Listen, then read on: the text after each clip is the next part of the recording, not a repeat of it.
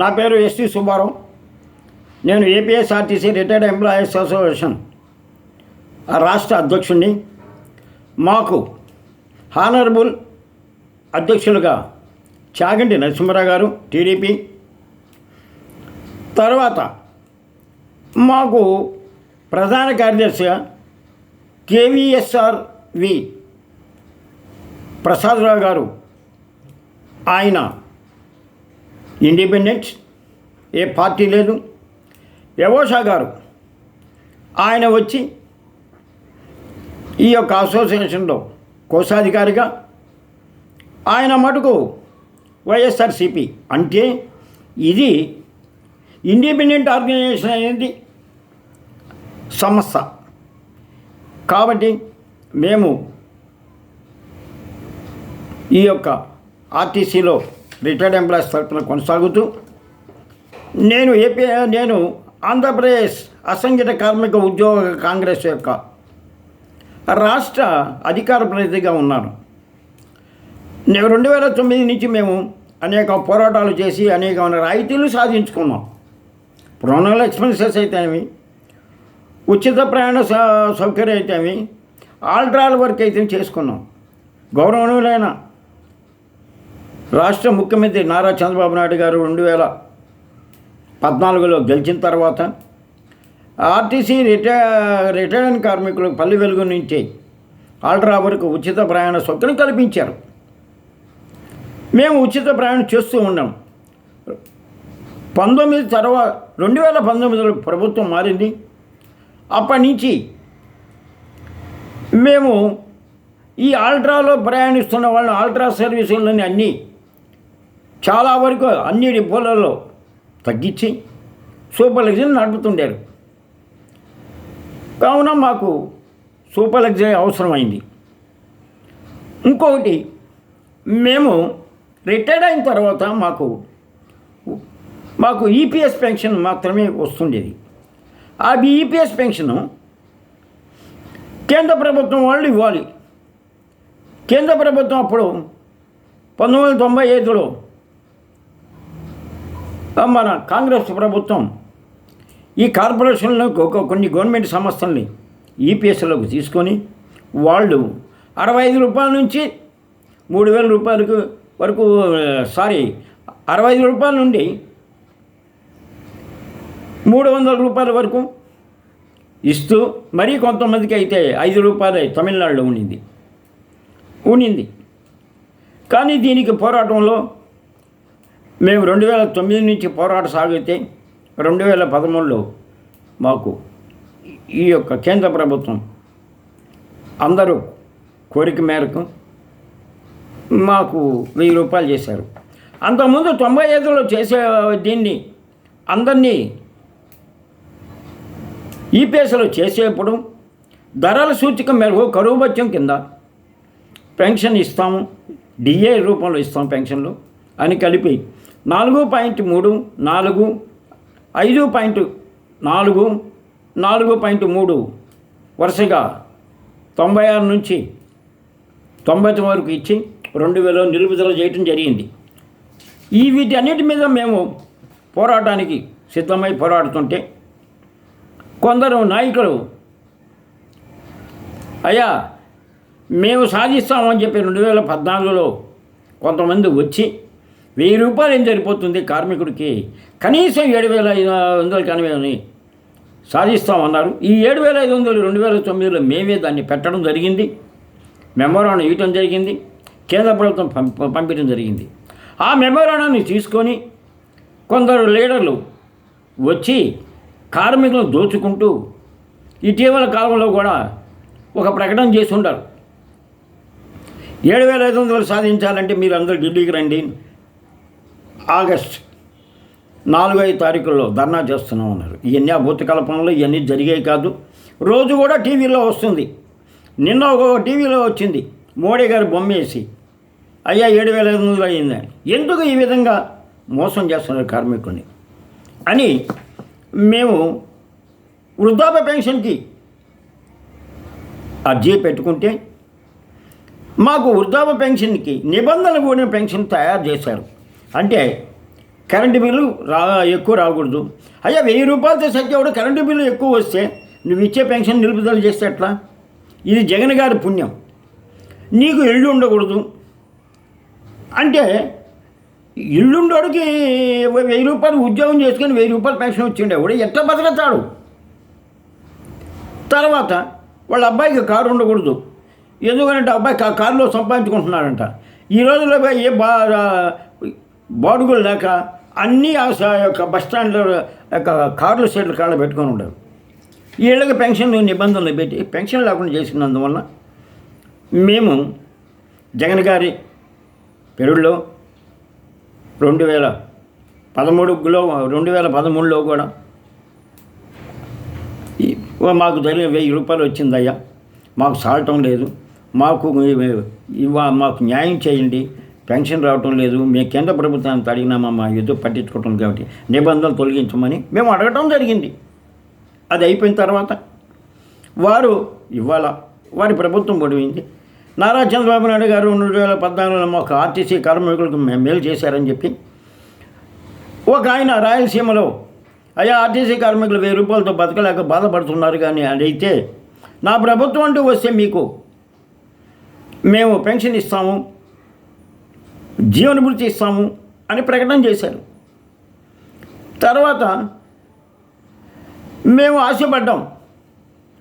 జగన్ గారి ప్రభుత్వం పోయింది, చంద్రబాబు నాయుడు గారి ప్రభుత్వం వచ్చింది. ఇంకా మాకేం లే, చంద్రబాబు నాయుడు గారు గౌరవనీయ చంద్రబాబు నాయుడు గారు మాకు మాట ఇచ్చారు కాబట్టి మేము ఇస్తారు అనుకున్నాం. ఈ విధంగా మేము ఇబ్బందులు పడుతూ ఉంటున్నాం.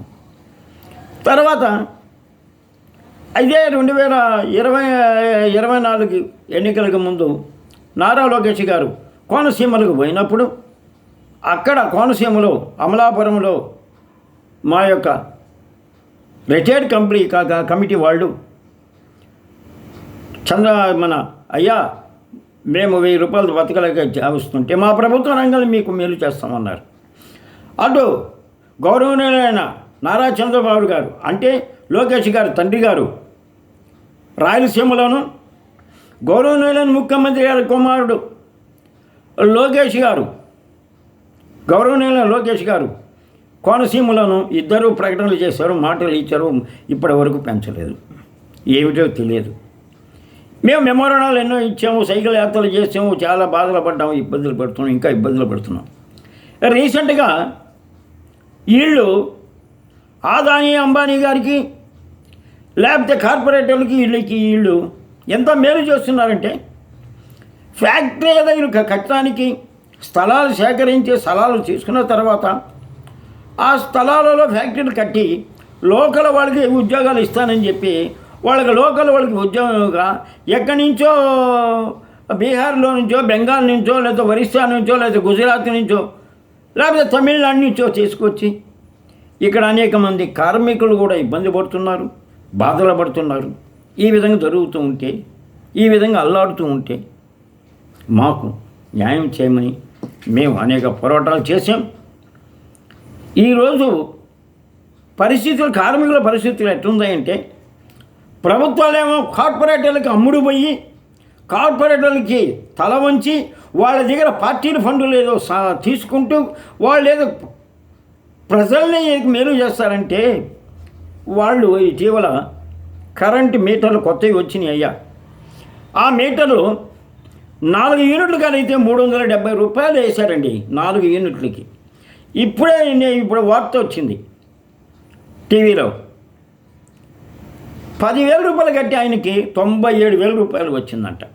అంటే ఆదాని అంబానీకి మీరు సహకరించడం వల్ల, మీ ప్రభుత్వాలు వాళ్ళకి మద్దతు ఇచ్చడం వల్ల, మీ ప్రభుత్వాలు వాళ్ళకి రాయితీలు ఇస్తుండడం వల్ల, మీ ప్రభుత్వం వాళ్ళకి స్థలాలు ఇస్తుండగా వాళ్ళు ఫ్యాక్టరీలు కట్టి అనేక వస్తువుల పరికరాలు తయారు చేసి మా నెత్తన ఈ ప్రజల నెత్తన అమాయకమైన ప్రజల నెత్తన రోజుకు పెరిగిపోయే ఈ ధరలకు తట్టుకోలేక బాధపడుతుంటే కరెంటు బిల్లు కూడా ఒకటి వచ్చింది. ఈ కరెంటు బిల్లు వల్ల అసలు జీవించలేని పరిస్థితుల్లో ఈరోజు ఉండటం అయింది. కొన్ని ఫ్యాక్టరీలు స్థానికులు లేకుండా బయట వాళ్ళని పెట్టుకొని ఇక్కడ ఉండేవాళ్ళు ఎవరైనా ఎదురైతే వాళ్ళని మాత్రమే నోరుగల వాళ్ళకి మాత్రం అక్కడున్న కాంట్రాక్టులు కొన్ని పనులు ఉంటాయండి. స్వీపింగ్ ఒకటి ఉంటుంది, క్యాంటీన్ ఒకటి ఉంటుంది, బస్సులు కొన్ని ఉంటాయి. వాటికి అన్నింటిలో వీళ్ళకి అవకాశం కల్పించి నోరెత్తిన వాళ్ళకి ఈ ఎవరైనా లీడర్లు మాట్లాడితే ఆ లీడర్లకి కొంత డబ్బు బారేసి వాళ్ళు ఎవరన్నా ఇంకా గట్టిగా మాట కార్మికుడు అయ్యా ఏంది ఈ బాధలు నేను పడకుండా మేము అన్యాయం అయిపోతున్నాము, ఆడవాళ్ళని అన్యాయం చేస్తున్నారు, రాత్రిపూట పని చేస్తున్నారు అని అంటే వాళ్ళ మీద ఏదో ఒక దొంగతనం కేసులో పెట్టి ఏదో ఇబ్బంది పెట్టి వాళ్ళ చేత పోలీసు అరెస్ట్ చేయించి లేకపోతే కోర్టులు చుట్టూ తిప్పుతూ నా ఇబ్బంది పెట్టు కొంతమంది కొన్ని ఫ్యాక్టరీలు అన్నా ఇదన్నీ శ్రీ సిటీలో జరుగుతున్నాయి. అయ్యా ఇక్కడికి వచ్చేళ్ళకి కృష్ణాపట్నానికి వచ్చేళ్ళకి బయట వాళ్ళని తీసుకొచ్చారు. ఇక్కడ ఏం ఆదాని అంబానికి అప్పగించిన తర్వాత ఆయన ఇక్కడ ఉన్న వాటిని తమిళనాడుకి కొంత ట్రాన్స్ చేసి దాదాపు 10,000 మంది కార్మికుల్ని ఇంటికి పంపించి వాళ్ళకి ఉద్యోగాలు లేకుండా వాళ్ళకి తినడానికి కూలి లేకుండా వచ్చేస్తున్నారు. వీటికన్నిటి ఎంతకాలం అని ప్రజలు చూస్తూ ఉంటారు. ఇది ధర్మమా? ఇది న్యాయమా? మనం ఓట్లు వేసింది మన యొక్క బతుకులతో ఆటలాడుకోవటానికి వాళ్ళకి వేసింది. అసలు కాంగ్రెస్ ప్రభుత్వం ఉన్నప్పుడు ఎక్కడి నుంచో వలస వచ్చిన కార్మికులకు ఆనాడు ఇందిరాగాంధీ గారు ఫ్యాక్టరీలు కట్టించి వాళ్ళకు క్వార్టర్స్ కట్టించి చేశారు. కాంగ్రెస్ పార్టీ ఆ విధంగా చేస్తే ఇప్పుడు వచ్చిన కూటమి ప్రభుత్వం వాళ్ళు అంటే కూటమి ప్రభుత్వం ఎందుకుంటున్నానంటే కూటమి ప్రభుత్వం ఉంటే మన రేపు కూడా ఏ ఒక రూపంలో గెలవచ్చు. ఎందుకనంటే ట్యాంపరింగ్ ఉన్నాయండి ఇప్పుడు.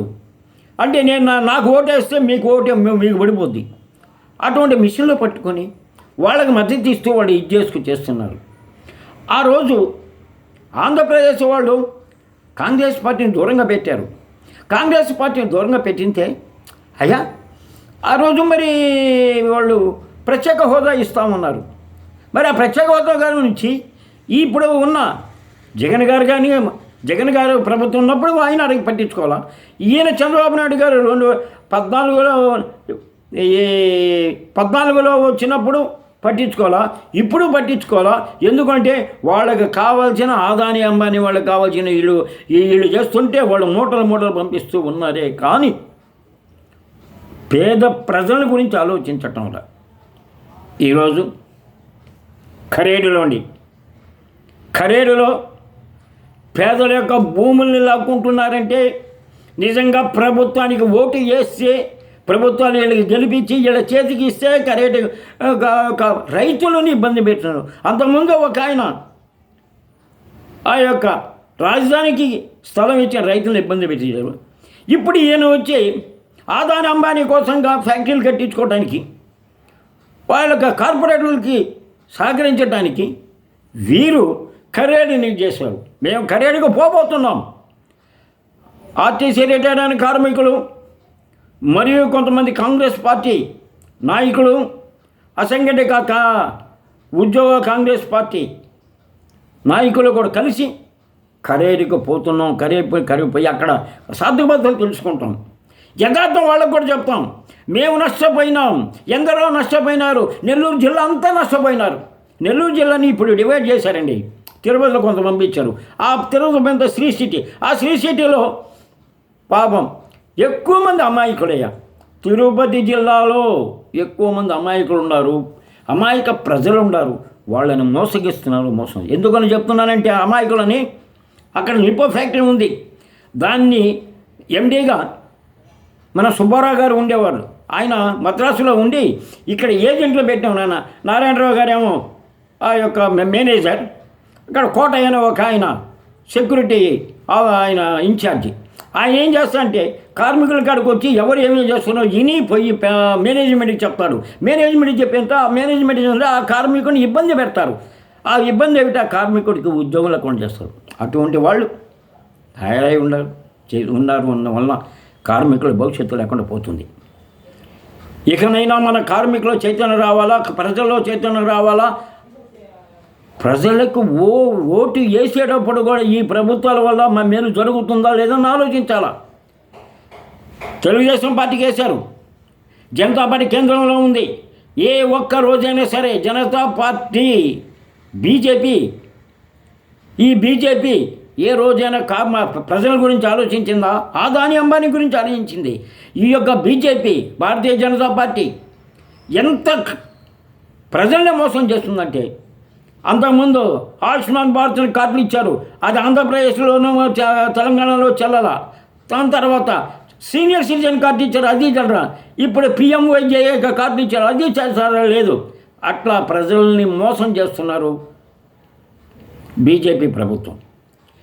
ఇక్కడేమో వారిని సహకరించి వాళ్ళకి అండదండలతో మళ్ళీ రేపు కూడా ప్రభుత్వానికి వస్తామని అనే ఆలోచనతో వీళ్ళు ఉండరు. కాబట్టి ప్రజలందరూ ఈ యొక్క సిస్టాన్ని తీసేసి ఓటింగ్ సిస్టమే పెట్టి ప్రజలే పోయి ఓటు వేసి ప్రజలే ఆ ఓటు బ్యాలెట్ పేపర్ మీద వేస్తేనే కానీ ధర్మం జరగదు. కాంగ్రెస్ పార్టీ ఉంటేనే ప్రజలకి మేలు జరుగును. ఇంకా వేరే వాళ్ళు ఎవరు చేయరు. ఎవరు చేసినా అమ్ముడు పోతున్నారు. ఒకప్పుడు అమ్ముడు పోకపోతే నెల్లూరు జిల్లాలో అనేకమైన ఫ్యాక్టరీలు మూసేస్తే ఏం చేస్తున్నారు మిగిలిన ట్రేడ్ యూనియన్లు? వాళ్ళ దగ్గర లాలూచి పడిపోయారా? వాళ్ళకేమైనా లొంగిపోయారా? లొంగిపోకపోతే అన్ని ఫ్యాక్టరీలు మూసేస్తే ఆ కార్మికులందరూ వీధుల పాలైతే ఆ కార్మికులందరూ కూలీనాలు చేసుకొని బతకలేక ఉంటే వీళ్ళు మటుకు ఆనందంగా ఉన్నారంటే ఈ ట్రేడ్ యూనియన్ లీడర్లు. ఒకప్పుడు నేను కూడా INTSలో పనిచేసినవాడిని. అంటే ఆ బాధలు నాకు తెలుసు కాబట్టి నేను బయటకు వచ్చిన వ్యక్తిని. కాబట్టి లాస్ట్కి నేను ఒకటే నిర్ణయించుకున్నాను, ఇది ఆఖరి మెమోరాండం. ఈ మెమోరాండం ఆఖరిది. ఈ మెమోరాండాన్ని కూడా సమాధానంగా ఇవ్వకుండా ఉంటే, ఈ మెమోరాండం కూడా సరైన నాకు జవాబు రాకుండా ఉంటే, నా సమస్య పరిష్కరించలేకుండా ఉంటే నేను నడిచిపోయి నా ఒక సమస్య మీదే కాదు, ఈ మీటర్ల సమస్య, ఈ అదానీ అంబానీకి అమ్ముడు పోయిన ఈ యొక్క కార్మికులని అన్యాయం చేస్తున్న సమస్య, ప్రజల దగ్గర అక్రంగా భూములు లాక్కొని వాళ్ళని ఈదులు పని చేస్తున్న సమస్య. లక్షలు ఇస్తే ఎవరికి ఉంటాయండి? లక్షలు ఈరోజు ఉంటాయి, రేపు పోతాయి. డబ్బు శాశ్వతం కాదండి, భూమి శాశ్వతం. అటువంటి భూమిని లాక్కుంటున్నారు. అనేక సినిమాల్లోనూ ఒక సీరియల్లోనూ మీరు చూసుకుంటారు. కాబట్టి నేను ఇప్పటివరకు మాట్లాడింది ఏదైనా తప్పులు ఉంటే నన్ను క్షమించండి. నేను వీడియోలు పెట్టి లైక్ చేయమని చెప్పడం లేదు, సబ్స్క్రైబ్ చేయమని చెప్పడం లేదు. నాకు ఆ పాపిష్టి డబ్బులు వద్దు. ఆ పాపిష్టి డబ్బులతో నేను బతకలేను. నా యొక్క తల్లిదండ్రులు ఇచ్చిన దాంతో నేను బతుకుతున్నా. నాకు ఆ ఇచ్చే 3,000 రూపాయల పెన్షన్ తోటే బతుకుతున్నా. కాబట్టి నేను ఈ యొక్క నిర్ణయం ఎందుకు తీసుకున్నానంటే, నాకు అన్యాయం జరిగినా, నేను పోయినా మిగిలిన వాళ్ళన్నా బాగుపడతారని, నా ప్రాణం పోయినా కూడా మిగిలిన వాళ్ళు ఎవడో ఒకడు కార్మికుడు చేసి సచ్చాడు రా నాయన అని అనుకుంటారని, కార్మికుల్లో చైతన్యం వస్తుంది, ప్రజల్లో చైతన్యం వస్తుందని. కానీ ప్రభుత్వం మీద తిరుగుబాటు నేను చెప్పడం, ప్రభుత్వాన్ని సరైన మార్గంలో రావడానికి మీరందరూ సహకరిస్తారని భావించి ఈ యొక్క వీడియోని మీకు పెట్టున్నాను. దయించి నా నిర్ణయం కరెక్ట్ అయితే నాకు మద్దతు ఇవ్వండి, నాకు సహకరించండి. నేను తీసుకునే చర్యకి మీరు కూడా పాలు పంచుకోండి. కార్మికులుగా మేము ఎంతో దగబడ్డాము. ఆర్టీసీలో అన్యాయం అయిపోయినాము, ప్రైవేట్ కార్మికులు అన్యాయం అయిపోయినారు. ఎంతోమంది ఫ్యాక్టరీలు మూసేసి ఇప్పటి వరకు జీతాలు ఇవ్వలేదు. ఈరోజు మున్సిపాలిటీ వాళ్ళు అసలు సమ్మెలు చేస్తుంటే చెత్త ఎత్తటం లేదు. ఎంతోమంది రిటైర్డ్ అయిపోతే ఉద్యోగస్తులు, ఉద్యోగం చేసేవాళ్ళు రిటైర్డ్ పెడితే ఆ యొక్క ఉద్యోగ సంఘాలు డబ్బులు సంపాదించుకుంటున్నాయే కానీ ప్రభుత్వం దగ్గర లాలూచి పడుతున్నాయే కానీ ఆ సంఘాలు రిటైర్డ్ అయిన కార్మికులకు కాదు, రిటైర్డ్ అయిన ఉద్యోగులకు ఇప్పుడు కూడా చాలామందికి వాటికి రావాల్సిన డబ్బులు లేదు. కాబట్టి ఇంతటి బానిస బతుకుతున్నాం. కాబట్టి ఈ బానిస బతుకు నుంచి బయటికి రావడానికి మీరు అందరూ సహకరిస్తారని, ఉద్యమానికి మీరు మద్దతు ఇస్తారని మీకు తెలియజేస్తూ నమస్కరిస్తూ, ఏదైనా తప్పు మాట్లాడి క్షమించండి. దీన్ని మీరు సబ్స్క్రైబ్ చేయొద్దు. దీన్ని మీరు వేరే వాళ్ళకి షేర్ చేసి మద్దతు ఇవ్వమని నేను కోరుతున్నాను.